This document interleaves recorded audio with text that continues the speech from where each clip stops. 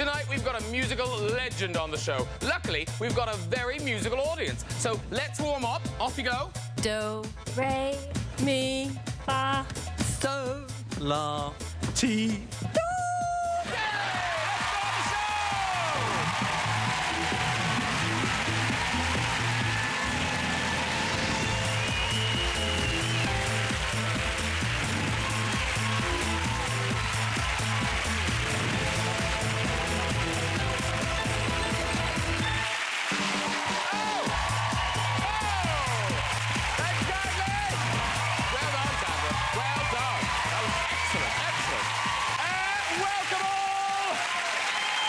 Welcome all.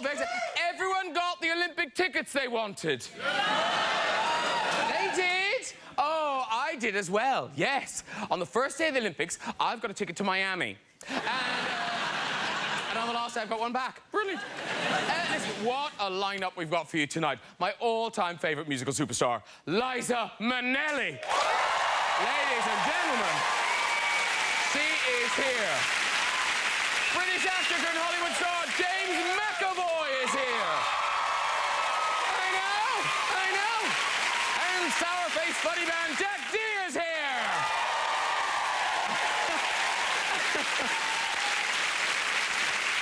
Now, James McAvoy, don't you know, he's about to appear in the new X-Men film. I love all the X-Men characters, I do. The indestructible Wolverine, the Tempter Storm, and the Essex Skank. Yes. Sorry, my mistake. The BAFTA award-winning Essex Skank. I know. James played Idi Amin's doctor in The Last King of Scotland. Yeah. Ooh, I tell you, that is a big sporran, isn't it? Idi Amin, you do think, has the world ever seen a more ruthless, power-crazed dictator? I know, really.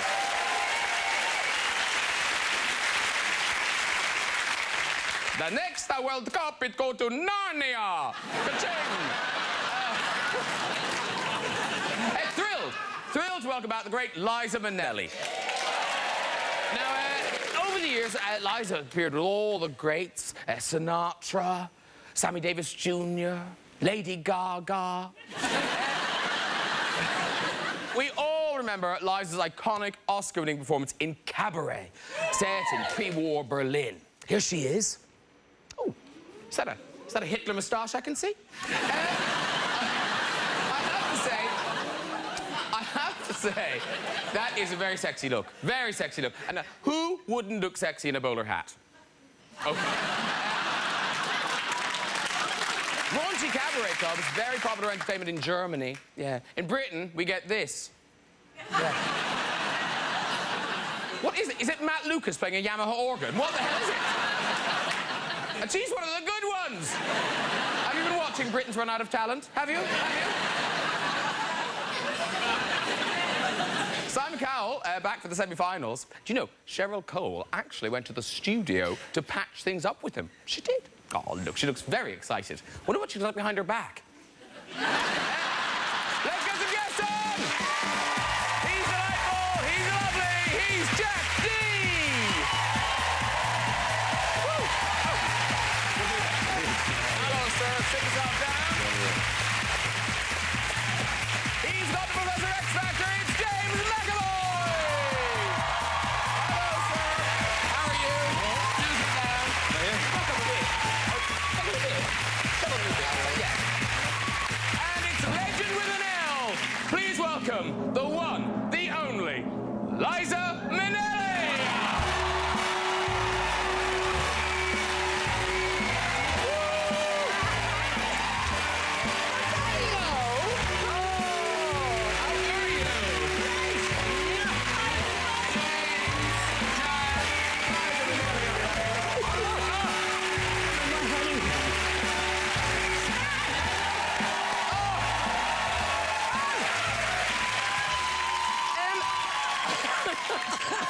Now, can I just say, Liza, I'm so thrilled to see you looking so well. Oh, I feel great, thank you. Because you had was it a knee you had replaced? Oh, yes, I've had everything replaced, trust me.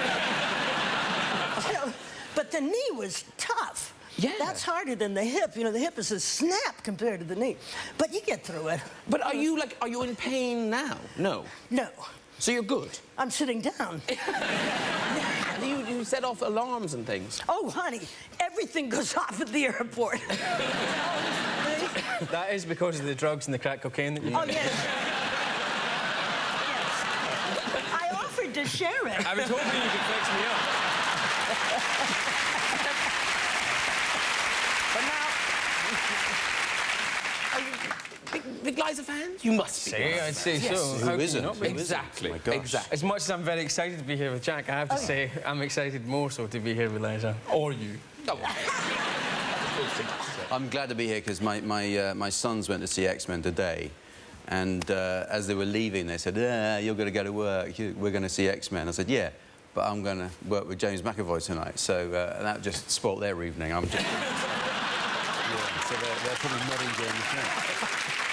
But now, Liza Minnelli, you are unstoppable. Because, I mean, listen, things have, you know, you've had your knee, you've had the hips, you had the scare with the brain thing, you've had personal tragedies, all sorts.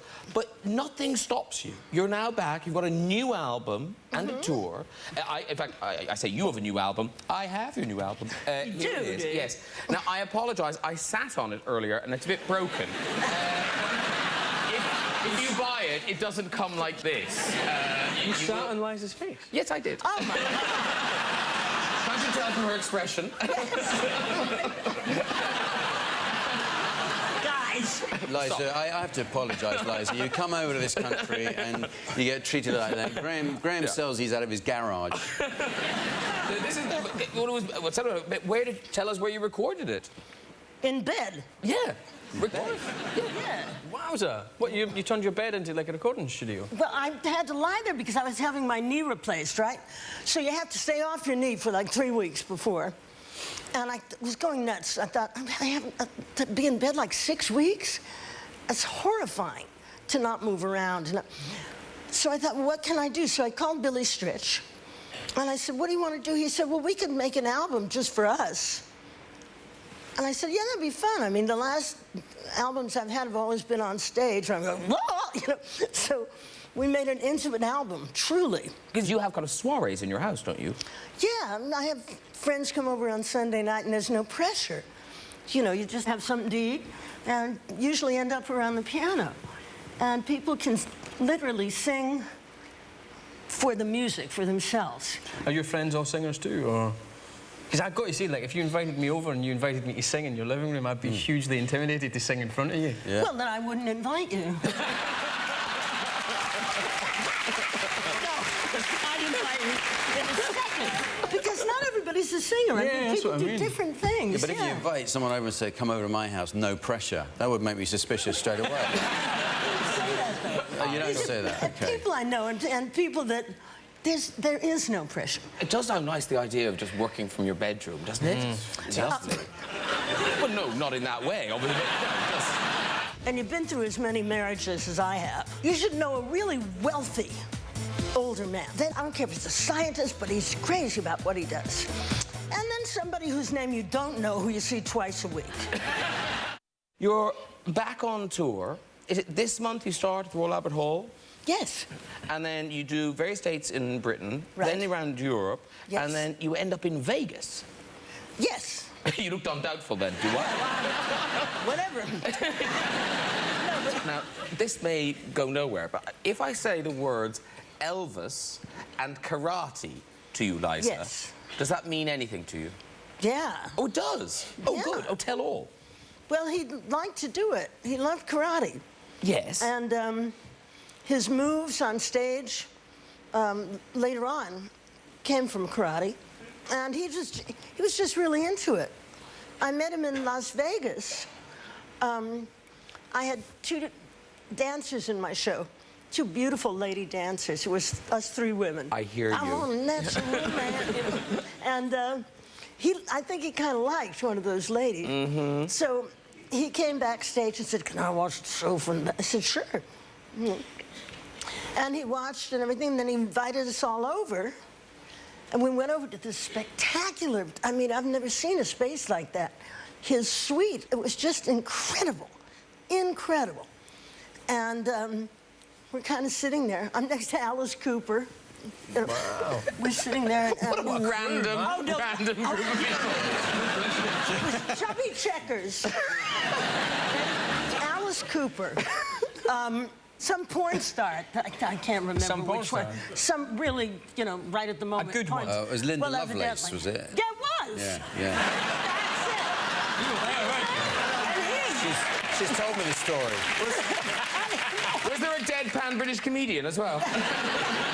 Oh, yeah. But we're all just kind of sitting there, and he's disappeared, so we're kind of trying to chat, and suddenly the door flies open, and I hear, hi-ya! And he's in the room in full, you know, dress. Ninja Elvis. Hi-ya! Hi-ya! Hi-ya! And then it was like the Peter Sellers movie where the guy comes out of the closet to fight him, you know. Yeah. And suddenly, some guy, I guess his teacher, you heard, "Hi!" And he came from over here. And all of us are going, gee, that's great. Wow. You do this every night? You know, what do you say? It was just, I couldn't believe it. I love your life. I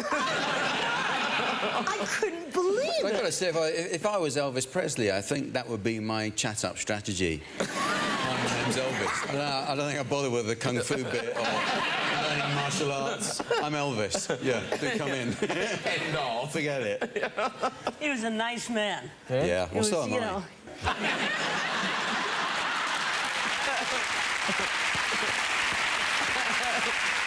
The other exciting, and is this? I mean, it was well publicised, so I think I can say that you turned 65 this year. Yeah.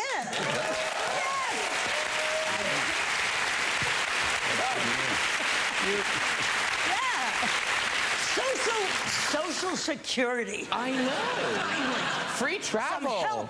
You might realise on the bus on the way home. And how did you celebrate? How does a legend celebrate becoming 65? I just had some friends took me to dinner. Okay. We had a nice time. And is there a special friend on the go at the moment? Oh, you mean? You know, are you stepping out? Yes. Ooh. Oh, I'm not telling you. No, but you just did. That's fabulous. Well, you know what I figured? When you hit 65, and you've been through as many marriages as I have. I mean, please, my nerves. I figured you should know a really wealthy older man. This hasn't happened, but this is my dream. A really wealthy older man who's terribly charming, who takes you wonderful places and pays for everything. Then some vital, like 50 or 40-year-old who's just, I don't care if he's a scientist, but he's crazy about what he does. And then somebody whose name you don't know, who you see twice a week. You can make yourself Oh, cry, yeah, can't you can make me cry. On occasion, I've made myself I thought cry, you could yes. I thought you could cry on cue. Yeah, every now was and it- was- again, I've had the old kind of need to get the tweezers out and do the Joey Tribbiani trick. What's that? That's where you put your hands in your pockets with a pair of tweezers and pull pubic hair out. Many of your fans have made their way in here tonight. And believe it or not, one of your fans is a man, and he lives in Amsterdam. We can't draw conclusions, Liza, but those are the facts. Where is that man? Is it Chris?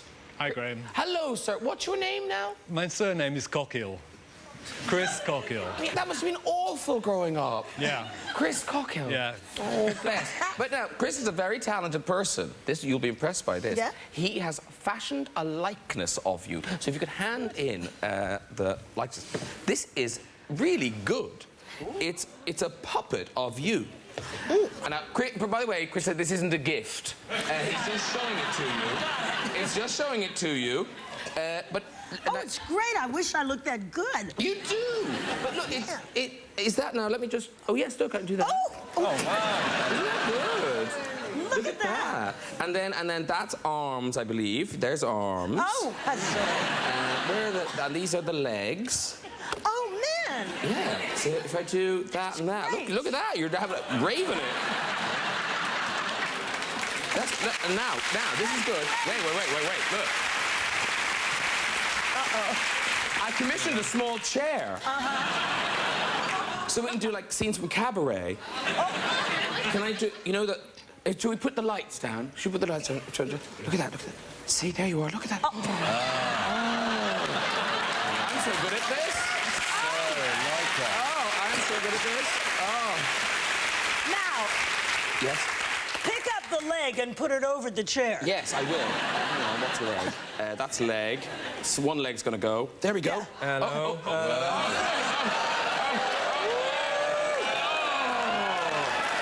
There she goes. You know what? That was the first hip.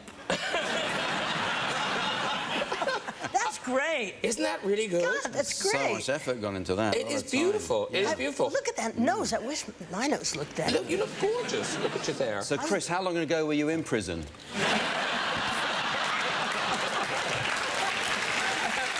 But now, is this the second one you made? Yeah, well, I first saw Liza live in 1978 at the London Palladium. I've been a fan since Liza with a Z. And thank you. you were so fantastic. You really were. I mean, I was blown away. I was 20 and I just thought, I got to make a puppet of you. I just got to make a puppet of Thank you. It's a clear link. Nobody has ever said that to me before. you. Well, Really? It's a first. Thank you so much. Thanks, Chris. It's an unusual response to a performance you've enjoyed. I'm going to go home and make a puppet of that lady. But we're glad you did. It's very, very lovely. Can it lie down now? yeah, no problem. No, don't look away now. Careful. This could upset you. If it's a voodoo doll.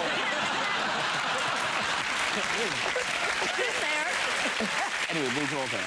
Right, I'll put Kind of looks like it's about to record an album now. Yes, exactly. any minute now. Now sing. Don't waste your time. I'll sit close by.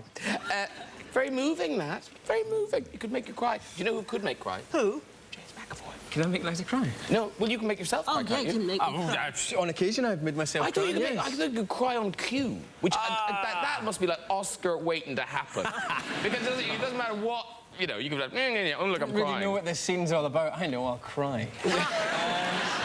Sometimes, like generally, I can do it when I need to do it. Every now and again, I've had the old kind of need to get the tweezers out and do the Joey Tribbiani trick. Oh, What's that? That's where you put your hands in your pockets with a pair of tweezers and pull pubic hair out. Can we say pubic hair? yes, we can. No, so, yeah. Generally, I can do it when I need to do it. Was that something you learned how to do when you were a kid? I learned how to do it. Not the pubic hair, obviously. You didn't have any, but... I only got pubic hair at the age of 25, so I sent away for it. Puppeteer in Holland made it for me. This is a weird. Just all strings. I can do amazing things with. If I pull that pubic hair out. Wow. The thought process that took me to pubic hair and pulling my leg up was nearly as weird as the thought process that led you to worship Liza Minnelli and then make a puppet. But when you were young, you must have been good, because you gave an amazing performance to... Was it your sister? Were you 8 or something? Oh, I know what you're talking about. Yeah. This is good. This is... I don't know how you did... nasty, is what It's nasty, but it's good. When I was 8 years old, we were playing hide and seek, and I went up to the top flat of the house, and I hid in a cupboard. My sister caught me like that. Joy, if you're watching, I love you loads. And I was really annoyed that she caught me. And I was quite nasty to my sister when we were younger. We're not anymore. And she opened the door and went, I've caught you, you're right. I went, no, I'm not. And she went, what do you mean, I've caught you? I says, no, you haven't. What you've actually found is James's spirit. James is dead. James died, and I'm his spirit, and I'm here to tell you that you haven't found me. And, anyway, she ran away crying. I know, boo, you must boo. And anyway, she ran downstairs and told my grandmother that James was dead. And my grandmother came upstairs, like, breaking her heart, really, really upset. And then she saw me standing at the top of the stairs with a big kind of shit-eating grin on my face. And I think she took her high-heel shoe off and threw it at me. And started calling me, and yeah, I was in deep shit for quite a while after that. Yeah. Well, you turned it into a career. So I turned it into a career, yeah. And I've died in a lot of things. So, yeah, I'm glad I got that early practicing. If I try to send you a question, can you try and send me an answer? I'm just going to send it. Yeah, you don't answer it. OK. This is a three-way mind bend. Can I try? You're currently starring in the biggest movie on the planet, X-Men First Class. X-Men. It's out now. I know that because Jack's children were seeing it. Now, are you familiar with X-Men? Oh, yeah. Okay, you've seen it. Well, this is a prequel. This is, am I right? Yeah, you are right. Yeah, I've seen it, so I should know. But, but rather than me talk about it, talk us through the premise. Talk us through the premise. All right, the year is 1962. Mutant doesn't mean Hugh Jackman or Patrick Stewart or any of these things yet, or Brotherhood or a different part or subsection of humanity. It's just a kind of medical name for something is wrong with you. And there's all these people all over the world who have something wrong with them, they think. But they haven't joined up yet and they don't know that there's other people out there with something wrong with them. Anyway, they get together and they start to realise there's not something wrong with us, there's something right with us and we're special and we're in the next stage of evolution and all of that. And then shortly after finding that there's more of them out there, they get charged with saving the world from nuclear annihilation. And that's pretty much the film with a few laughs thrown in. You're Professor X. Professor X. Professor X. Professor X. Right. No more to drink tonight.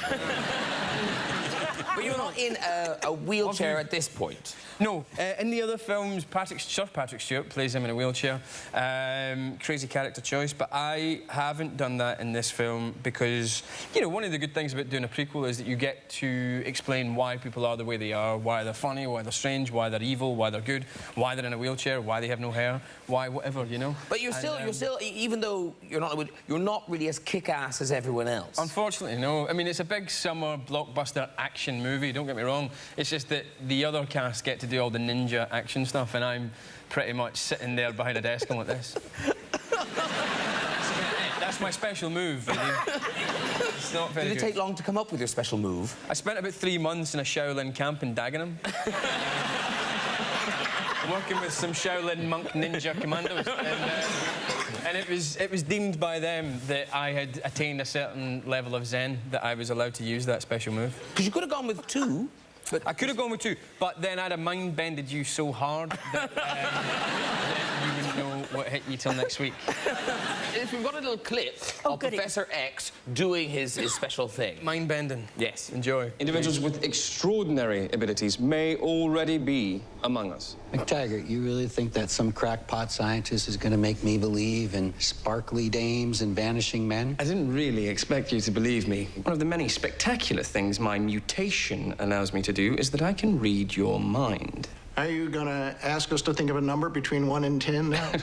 No, Agent Stryker, although I could ask you about the Jupiter missiles America are currently placing in Turkey. You brought a damn spy into this facility.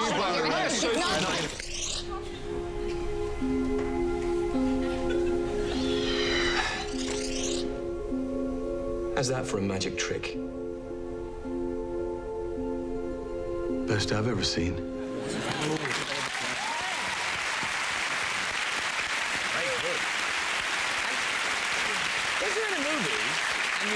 You're in a movie, and you're so I don't know how many months it took. Many millions of months, man. And you're doing this. I'm doing that. Did you start to believe it? Did you ever believe that I could bend your mind? Well, no, that you could. You know, did you practice? You know, when you're waiting, you got to hang on. I'll try and read your mind. Did you? Well, when I was a kid, right, I used to sit there like looking the cat in the eye and just going, move, move. And every now and again, you know, after half an hour, it would eventually move, and I'd be like, oh, mutant. Never when I made the film, but when I was a kid, I used to believe that I could bend your cat. Okay. If I do kind of a telepathy chat, if I try to send you a question, can you try and send me an answer? I'm just going to send it. Yeah, you don't answer it. Okay. Okay. Okay, go. Okay. You need to do the finger thing. Oh, yeah. Have you had the training? Not as much as you. Okay. I've just done a night school. Be careful. Have you warmed up? You got to warm your fingers up, man. They're warm. You don't know what you're messing with, Graham. You don't know what you're messing with. Oh, here we go.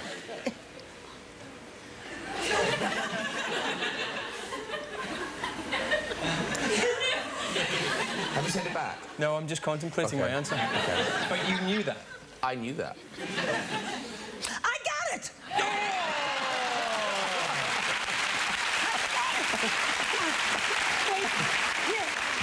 Go on. Yeah, okay. This is a three-way mind bend. Can I try? Oh, that's strong. Oh. I'm getting for sales, dial 1.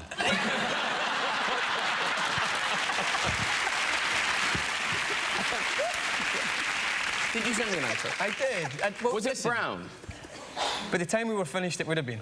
I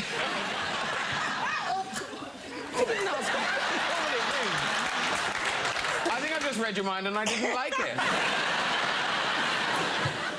Oh, I'm getting one more thing from Jack.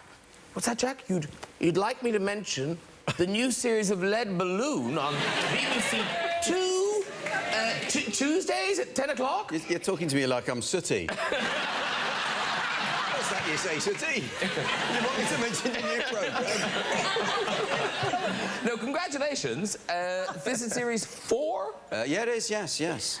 And typical lazy writing performer, you've already said, oh, this is the last ever series. Why don't you want to write some more? Well, I'm not lazy. God, you know, I mean, listen, I'm just sitting on a couch with people who work in bed and do that for a living.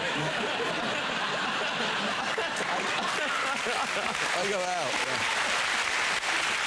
You're touring. Yeah, I'm out there, but it's yeah, you know, it's very time-consuming, and like anyone in this business, you want to do different things, don't you, all the time? It's good fun to vary. I love doing it, and it is a lot of fun, but I have other things I want to do. Oh, fair enough. Well, listen, episode 1's gone out. Episode 2 is next Tuesday. Yeah.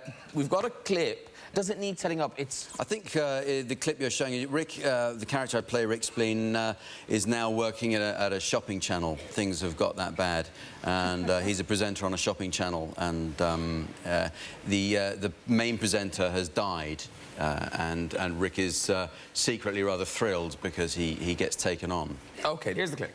We would like to say a very big thank you to those of you who've been kind enough to send us messages of condolence. It's been a great source of comfort to us at this very difficult time, so thank you. Yes, now, we've been thinking about how Darryl would most like to be remembered, and we're very proud to announce that Bargain Channel viewers will have the exclusive opportunity to purchase this special commemorative plate. Yes.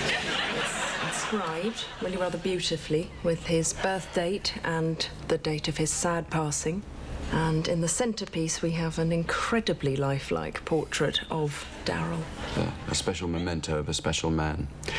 At a very special price, $14.99. Lines are open, 08081 570 578.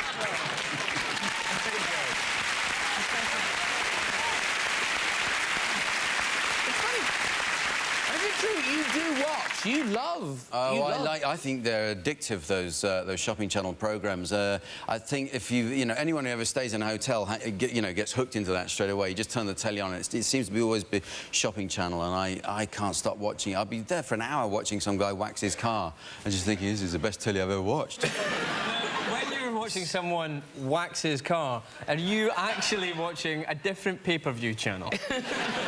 Well, OK, there's other stuff going on. Hey, now, have you seen Liza? Because you do it, don't you? Yes, I did a whole line of clothes. Do you? You've got your own line of clothes? Wowza. Yeah, I did it for QVC. And you designed them while you were in bed? Well, I had nothing else to do. I'm not talking about my sex life, but I thought I could do something else. And was it hard work? Because I always think that looks really hard, sitting there talking about it for a long time. Horrifying. That's really horrifying. Because you must run out of things to say. I watched it on a similar channel in Australia, actually, and the item they were selling was known. It was called the pet mitt, and it was a stupid little plastic glove you put on that's slightly ruffled. This is not mine. So you could no. It wasn't the Liza Minnelli pet mitt, you know. Look, stroke your dog and it sings.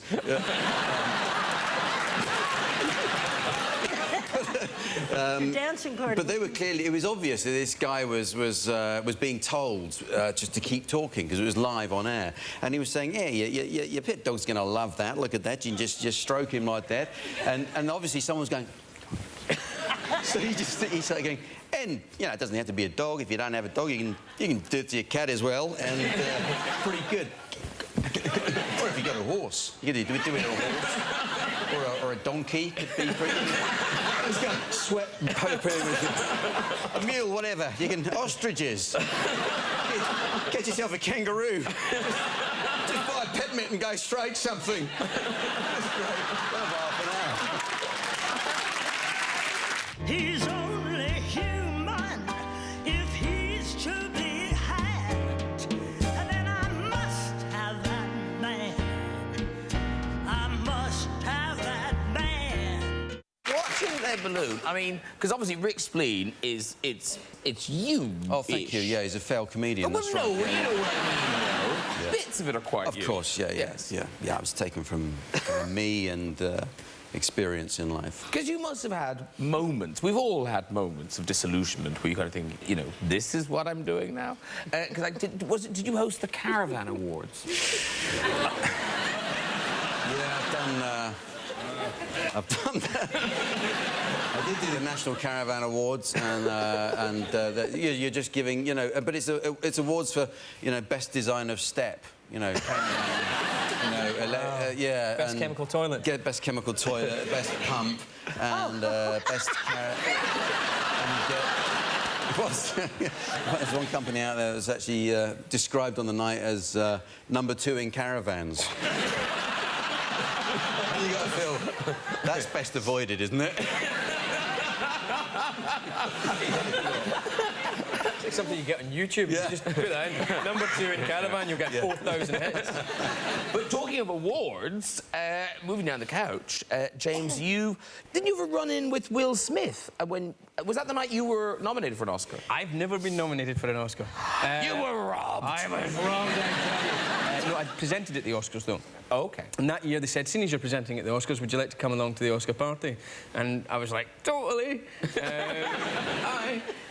And we met lots of people off the telly, which was fantastic. But like proper people off the telly, Americans, do you know what I mean? Not us lot.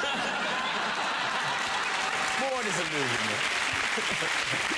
No, but you know, listen, when I was growing up, when I went to drama school, I was an 18-year-old, and I'd be sitting there in drama school and going, oh my God, you're American. You're not even off the telly, you're just American. Do you know what I mean? So there's something weird about it in your head with Americans. They just seem more legit. Anyway, as those big guys that you meet, do you know what I mean? You go, oh, he's a star and he's American. It's the double whammy. Yeah, keep digging, keep digging. So like, and I'm not Jack D, it's even better. Anyway, no, we bumped into Will Smith, and I've done this a few times in my career. You notice them from the television. Your brain and your eyes recognise them before your consciousness kind of goes, but you don't know them. And so you go, hey, how you doing? You all right, man? Nice to see you.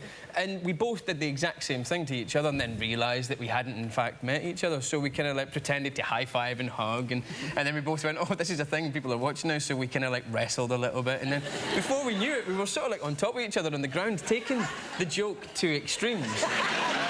To the point where people started to walk away and just be like, just sit. And then we stood up, kind of going, oh, that was fun, wasn't it? And he looked at his wife, and I looked at my wife, and both of us knew that we were dicks. But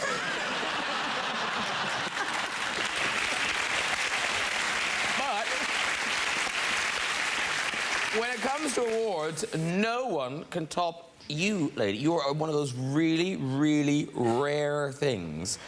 You're an EGOT. An EGOT, you know, an Emmy, a Grammy. I was wondering what that was. I'm going. Yeah, no. You must know you're an EGOT. What's the C? A Tony. A Tony. Tony, of course. Yeah. Yeah. Emmy, Grammy, Oscar, I've Tony. done Caravan Awards, Awards. I tell you, there are only 12 people have ever been an EGOT, and only 5 are still alive. Oh, sorry. Oh, sorry, 4. 3. Well, we better hurry up, because the time has come for some music. Yes. Now, what are you giving us off the new album? Well, there was this song that I found. It was written in 1928, right? Mm-hmm. And so it's you don't have to pay for it because it's in public domain. I think of these things. Loving it. And the words are so wonderful. And they're by Dorothy Fields, who is great. And it's just it's just the way that this thought is brought up and the way she rhymes the words and puts them together. So I thought I'd do I Must Have That Man. All right. Well, if you want to go over and get ready, All Liza right. Minnelli. There she goes. You'll be back. You'll be back. You'll be back. Yeah. Oh, you'll be fine. Relax. Go and settle.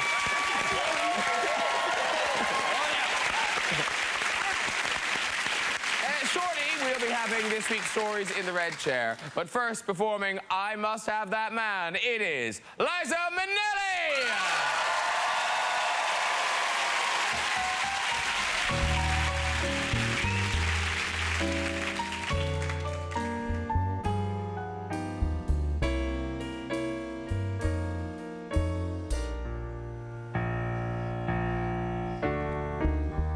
Don't want my mammy.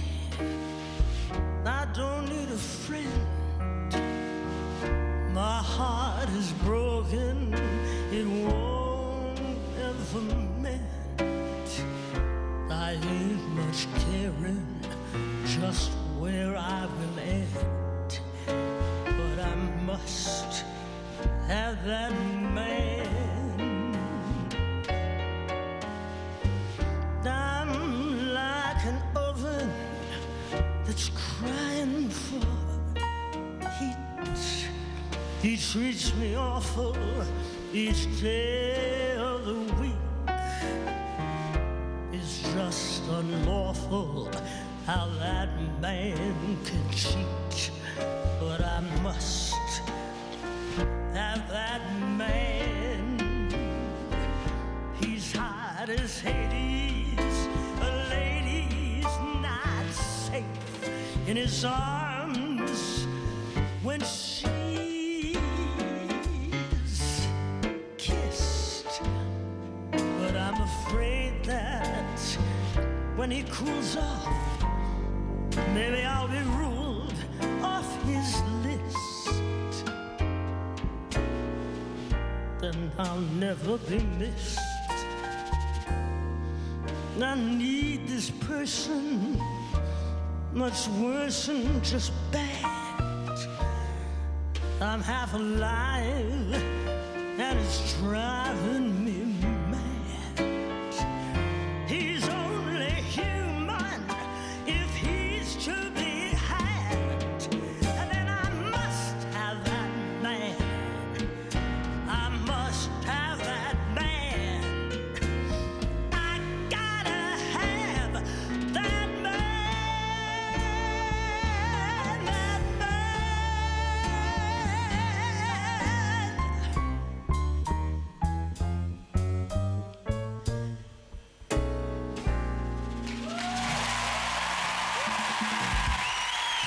Liza Minnelli,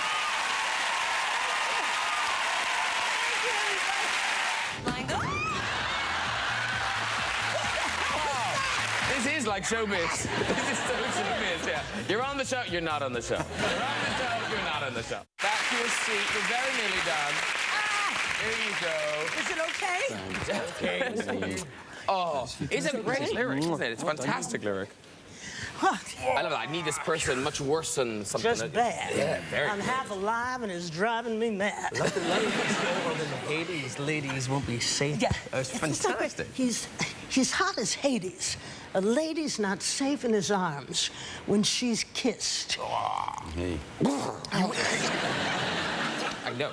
Listen, before we go tonight, we just let's see who's in the... You're all right, darling. You're all right. Yeah. Get it down, yeah.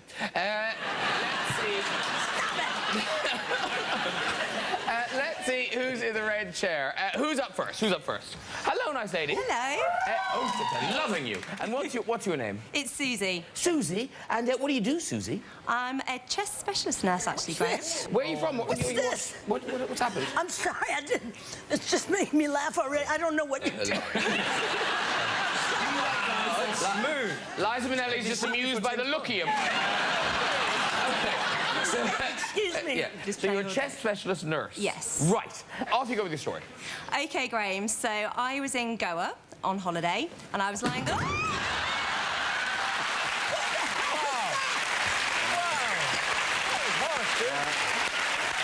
That was harsh, man. Yeah.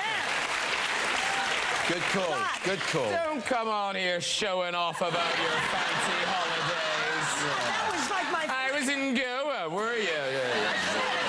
That poor woman paid the price simply because you have impeccable comic timing. Yeah. I tell you, my first audition for Flora the Red Menace. Yes? It was like that. I walked halfway across the stage and George Abbott said, well, this is a waste of time. Actually, this is like showbiz. This is so showbiz, yeah. You're on the show, you're not on the show. You're on the show, you're not on the show. But I came back, so you come back. Hello? Hello, No, I have hey, high hopes. I've high hopes. I have a gut feeling about this lady. What's your name? I'm Vicky. Vicky. And what do you do, Vicky? Sorry? What do you do? There's a lot of noise in the background. Sorry.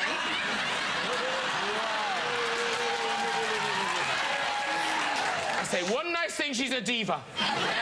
Sorry. Could people be quiet, please? Finding very hard. It's very difficult. I'm trying to do the red chair, everybody. Just a little bit of hush. Thanks ever so. We'll try it again. So, what do you do? I'm a radiographer. She's a radiographer. Do you know the chest specialist? Other parts of the body. Okay, but you don't know that lady who just... No, I don't know her, no. Okay, where are you Sorry. from? Are you from abroad? Well, I'm from Florida, but I live in Northwest London. Northwest London. Whereabouts? James wants to know whereabouts in Northwest London. I live in Kilburn. Kilburn. Oh, they're loving Kilburn. Lovely time in Kilburn. Oh, okay. You've got a lot to live up to now.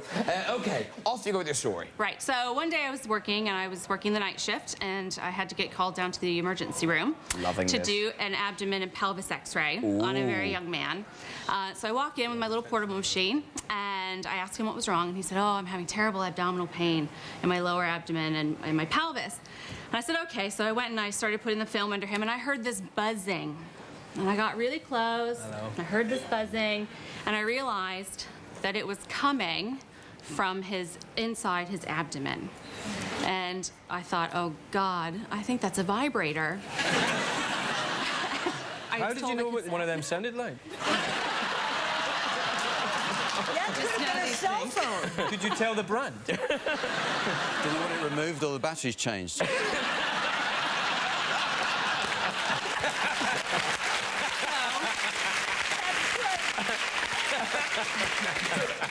So what was it? Well, so I'm just finishing up the x-ray, and the curtain opens with a big flourish, and this very worried young woman comes in, out of breath, very, very worried. And she goes, oh my God, are you okay? Are you okay?